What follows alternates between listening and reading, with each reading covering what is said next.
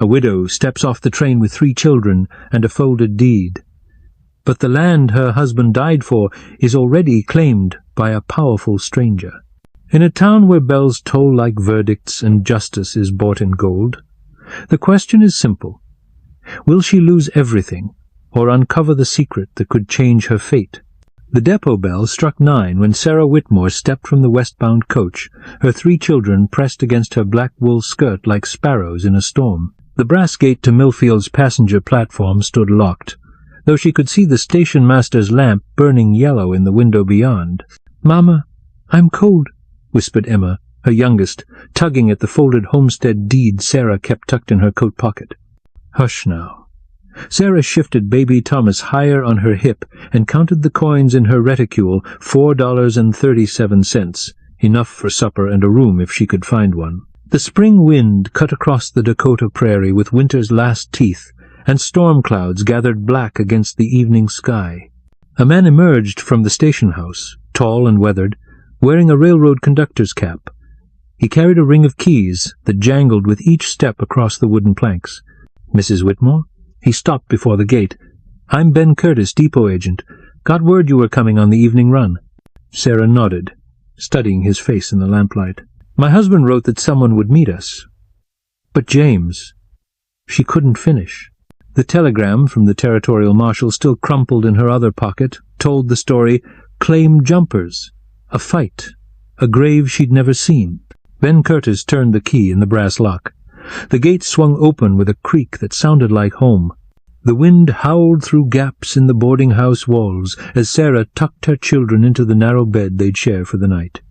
Mrs. Kowalski, the Polish proprietress, had taken pity and charged only 50 cents for the room, but Sarah felt each quarter like a stone in her stomach. "Tell us about Papa's farm," said Michael, her 7-year-old, his eyes bright in the lamplight. Sarah smoothed the homestead papers across her lap.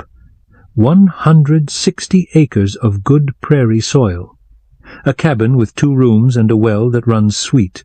She'd memorized James's letters, though she'd never seen the place herself. And chickens, red hens that lay eggs big as your fist. Emma giggled despite her weariness. "Can I name them?" "Everyone." Sarah folded the papers back into her coat. Outside, she heard the night train's whistle, long and mournful across the plains. The depot bell chimed 10 o'clock. One day closer to spring, though the April storm still raged beyond the frosted window glass. At dawn, Ben Curtis knocked at their door with news that struck like lightning. "Your husband's claim has been disputed," he said, hat in his hands. "County records show 2 deeds filed for the same quarter section. Matters gone to the territorial judge in Rapid City." Sarah's world tilted. "That's impossible. James filed 3 years ago." "I'm sorry, ma'am. Judge Patterson's hearing both sides next Monday. You'll need to present your case." He shifted his weight from one boot to the other. "Meantime, you've nowhere to stay." The homestead papers felt suddenly fragile in Sarah's hands, like autumn leaves that might crumble at a touch. The general store smelled of coffee beans and coal oil when Sarah pushed through the door, her children trailing behind. She needed supplies for the journey to Rapid City, but her remaining $3 wouldn't stretch far. "Help you, ma'am?" The merchant, a round man with spectacles, looked up from his ledger book. Sarah placed a small wooden box on the counter, her sewing kit, the only thing of value she owned. "I'd like to trade this for travel provisions." The man examined the ivory thimble and pearl-handled scissors. "Quality work. I can give you $2 credit. Not enough for coach fare, but sufficient for hardtack and jerked beef." Sarah nodded and watched him count out the goods. The depot bell struck 11 as they returned to the platform. Ben Curtis stood beside the telegraph key, his face grim. "Wire from Rapid City," he said. "Judge Patterson sick with pneumonia. Courts postponed indefinite."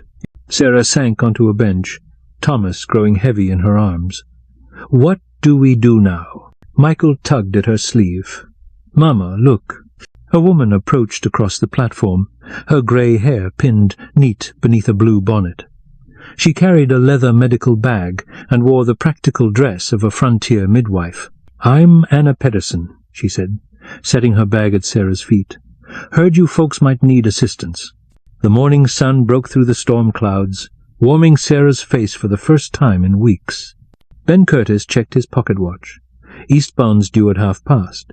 If you're heading back— "We're not," Sarah said, surprising herself with the firmness in her voice.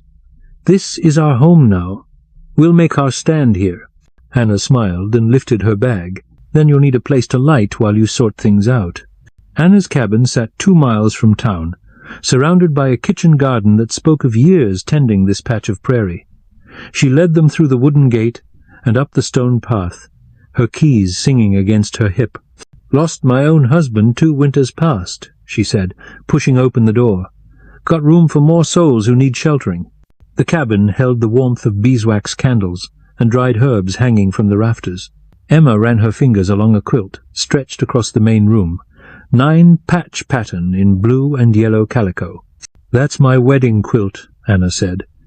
"Made it when I was no older than you." "It's beautiful," Sarah whispered. "Beauty's in the making, not the thing itself." Anna hung her bonnet on a peg by the door. "You know needlework?" Sarah nodded. Her mother had taught her every stitch before she died. "Then you'll earn your keep. Ladies in town pay good money for fine sewing, and my eyes aren't what they used to be." That evening, Sarah sat by lamplight, her needle flashing through a christening gown for the banker's new grandson. Thomas slept in her lap, while Michael and Emma played quiet games on the cabin floor. Anna rocked by the fire, mending a torn shirt with steady hands. "Your husband's claim you seen the land yourself?" "Only in my dreams," Sarah said. "James wrote that it borders Willow Creek, with timber for building and grass for grazing. I know the spot. Good earth, if it's truly yours to hold." The needle paused in Sarah's hands. "If?" Anna's rocking chair creaked a slow rhythm. "Claims get jumped when folks think nobody's watching. But the land remembers who loved it first." Outside, a coyote called across the prairie darkness, wild and lonesome as a prayer. 3 days later, Sarah stood in the courthouse at Millfield, her hands trembling as she faced Judge Patterson, finally recovered from his illness. The courtroom smelled of tobacco and old leather, and every seat was filled with curious townspeople, drawn by the spectacle of a widow fighting for her dead husband's dream. "State your business, Mrs. Whitmore," the judge said, his voice carrying the weight of territorial law. Sarah unfolded the homestead papers, the creases worn soft from handling. "My husband James filed claim to the southwest quarter of Section 12 3 years past. We have the deed and proof of improvements." From across the aisle, a voice cut sharp as winter wind. "That land belongs to me." Sarah turned to see a man in an expensive suit, his silver watch chain gleaming in the afternoon light. Cyrus Blackwood, she'd heard his name whispered in the boarding-house. Railroad money, cattle money, money that bought judges and juries when the law proved inconvenient. "Mr. Blackwood filed his claim 4 days ago," the judge said, consulting his papers. "But Mrs. Whitmore's predates his by 3 years. Filed under a dead man's name," Blackwood's lawyer interjected. "The claim's invalid." Sarah's breath caught in her throat. She hadn't considered that James's death might void their homestead rights. The courthouse clock chimed 3 as Judge Patterson studied both sets of papers. Outside, thunder rolled across the prairie, promising another spring storm. "I'll hear testimony from both parties," the judge declared. "Court reconvenes tomorrow at 9 sharp." That evening Anna found Sarah pacing the cabin floor, her children long asleep. The christening gown lay forgotten on the table, needle still trailing thread. "Heard about today's proceedings," Anna said quietly. "Whole town's talking. He's going to take our land." Sarah's voice broke on the words. "James died for nothing." Anna moved to the window, gazing out at the storm clouds gathering black against the stars. "Your husband wrote you letters about that claim. Did he ever mention finding anything unusual on the property?" "Unusual how? Old homestead foundation, maybe? Indian markers? Something that would prove the land was settled before either claim." Sarah shook her head. "Only that he built near the creek, on the highest ground." Anna was quiet for a long moment. "Might be worth a look, if you had the courage for it." Lightning split the sky, illuminating the prairie in stark white relief. The next morning brought news that changed everything. Ben Curtis burst into Anna's cabin just after sunrise, still wearing his nightshirt beneath his coat. "Telegram from the territorial capital," he panted. "Railroads announced plans for a spur line through Willow Creek. Land values just doubled overnight." Sarah felt her heart sink. "That's why Blackwood wants the property." "Gets worse," Ben continued. "Judge Patterson rode out before dawn. Left word he's been called to Pierre on urgent business." "Convenient," Anna muttered, setting coffee on the table. "Blackwood's money reaches farther than most folks reckon." Sarah stared at the homestead papers, her last connection to James and his dreams. Without a judge to hear her case, Blackwood could file adverse possession and claim the land had been abandoned. "Mama?" Michael appeared in the doorway, rubbing sleep from his eyes. "Are we going home today?" The question hit Sarah like a physical blow. Home, a place that existed only in James's letters and her own desperate hopes. "I don't know, sweetheart." Anna stood suddenly, her chair scraping against the wooden floor. "Maybe it's time to stop waiting for other folks to solve our problems." She moved to a trunk beneath the window and drew out a surveyor's chain and compass, the brass fittings polished bright. "My late husband was a territorial surveyor," she explained. "If your James built on that land and made improvements, there'll be evidence. Might be we can find proof that trumps any court proceedings." Sarah lifted Thomas into her arms, feeling the weight of decision pressing down like storm clouds.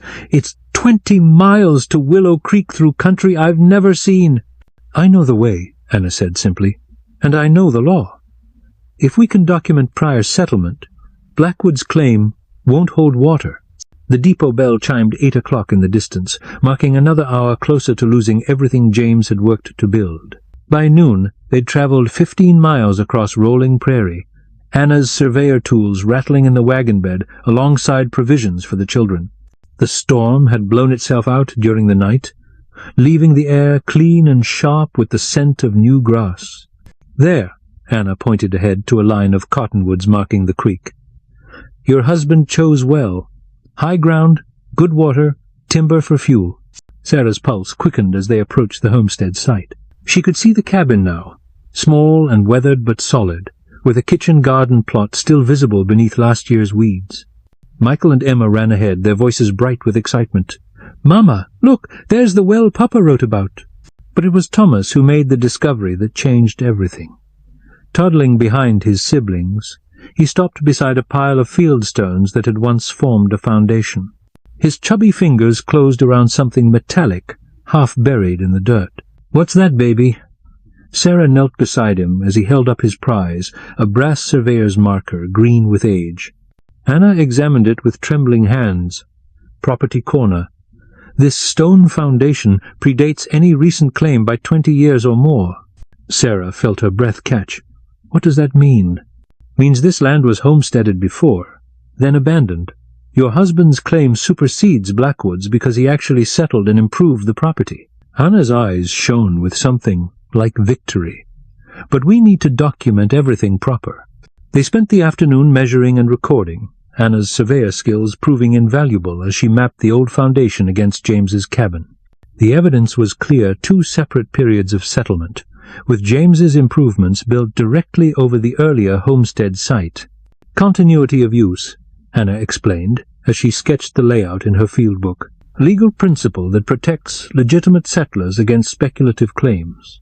As the sun settled toward the western horizon, painting the prairie gold, Sarah stood in the doorway of her husband's cabin. It was smaller than she'd imagined, rougher, but it had been built with love and hope for a future he'd never live to see. "Mama, can we stay here tonight?" Emma asked, tugging at her skirt. Sarah looked back toward town, then at the children who'd already claimed corners of the cabin as their own. 20 miles through gathering dusk, with 3 tired children and crucial evidence that needed protecting. "We'll stay," she decided. "This is our home now."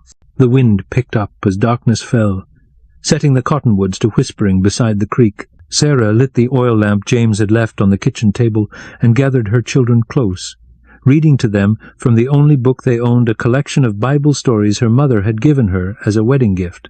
And the stranger was welcomed. She read aloud, and given shelter and provision, for hospitality to travellers brings unexpected blessings. Michael looked up from where he lay on a pallet beside the fire. "Like Mrs. Paterson helping us?" "Exactly like that," Sarah said, smoothing his hair. Outside, something moved in the darkness beyond the window glass. Sarah froze, her hand tightening on the Bible.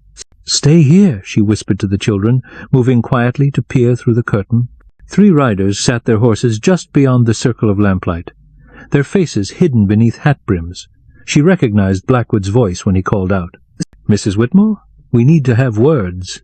Anna appeared at Sarah's shoulder, carrying the double-barreled shotgun that had hung above the cabin's door. "Private property, Mr. Blackwood," Anna called back. "You'll state your business from there." "My business is with the widow. Legal matter that needs settling before sunrise." Sarah felt ice form in her stomach. "What happens at sunrise?" "Adverse possession filing becomes legal at dawn," Anna whispered. "He plans to claim the land was abandoned and take title by occupation." The brass surveyor's marker felt warm in Sarah's palm, where she'd been clutching it like a talisman, proof of prior settlement. But would it matter if they couldn't get it before a judge? Blackwood's horse stepped closer. "You've got 1 hour to pack whatever you can carry. After that, you're trespassing." "We have prior claim," Sarah called out, her voice stronger than she felt. "Claims filed by dead men don't hold water. Ask any territorial judge." But even as he spoke, Sarah heard something that made her heart leap, the distant sound of a wagon approaching fast across the prairie grass, harness jangles and wheel rattle growing louder by the moment. "You expecting company?" Anna asked. Sarah shook her head, but hope was already building in her chest like sunrise. The wagon swept into the firelight, and Ben Curtis jumped down from the driver's seat, still wearing his station master's vest. Behind him came 2 other men, one carrying a leather satchel that marked him as legal counsel, the other wearing the silver star of a territorial marshal. "Mr. Blackwood," the marshal called out, "you're under warrant for fraudulent land filing and intimidation of territorial citizens." Sarah watched Blackwood's face change in the lamplight, arrogance cracking like ice in spring thaw. "Marshal Henderson, I wasn't expecting." Telegraph from Pierre came through an hour past. Ben Curtis interrupted, waving a yellow paper. "Judge Patterson's ruling on the Whitmore claim. Prior settlement confirmed. Improvements documented. Homestead rights transferred to the widow and heirs in perpetuity." The legal counsel stepped forward, his satchel gleaming in the lamp's glow. "Mrs. Whitmore, I'm Samuel Wright, territorial prosecutor. We've been investigating Mr. Blackwood's land acquisition practices for the past 6 months. Your case provided the evidence we needed." Sarah felt the world tilt back toward rightness, like a scale finding its balance. Blackwood gathered his reins, his voice tight with defeat. "This isn't finished." "Yes, it is," Marshal Henderson said quietly. "You'll surrender any documents related to this claim and consider yourself fortunate we're not charging you with attempted theft." The 3 riders melted back into the prairie darkness, leaving only the sound of hoofbeats fading towards town. Ben Curtis approached the cabin door, his face creased with something between exhaustion and joy. "Mrs. Whitmore, I owe you an explanation.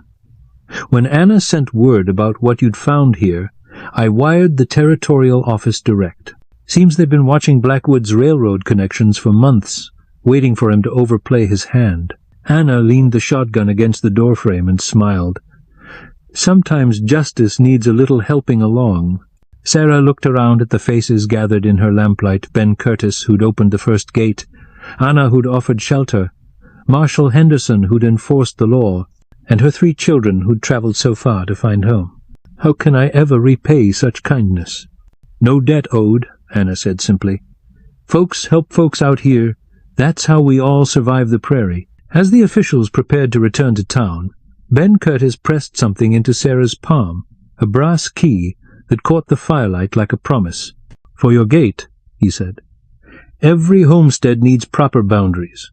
3 months later, Sarah stood in the same doorway watching Emma chase red hens through the kitchen garden, while Michael helped Thomas stack stones by the creek. The surveyor's marker now sat on the mantelpiece beside James's last letter, 2 pieces of brass that had saved their home. Anna approached up the path, carrying her medical bag and wearing the satisfied expression of a woman whose work was done. "Mrs. Patterson's baby came easy," she announced. "Healthy boy, 10 fingers and 10 toes. "Any word from town?" Sarah asked, hanging Anna's bonnet on the peg James had carved beside the door. "Ben Curtis says the railroads bought land 2 sections over. Blackwood's in territorial prison, and Judge Patterson's back on the bench with a clean slate." Anna settled into the rocking chair Sarah had bought with her sewing money. "Your needlework business is thriving, I hear." Sarah nodded toward the basket of finished garments waiting for delivery. "Orders coming faster than I can fill them. Good problem to have." They sat in comfortable silence, watching the children play in the golden afternoon light. The gate Sarah had built around the garden stood open, welcoming whatever blessings the prairie might bring. "Do you ever regret it?" Anna asked. "Staying when you could have returned east to family?" Sarah considered the question, her hand moving instinctively to the homestead deed now safely filed in the county records. "James used to write that home isn't a place you find, it's a place you make. I think I finally understand what he meant."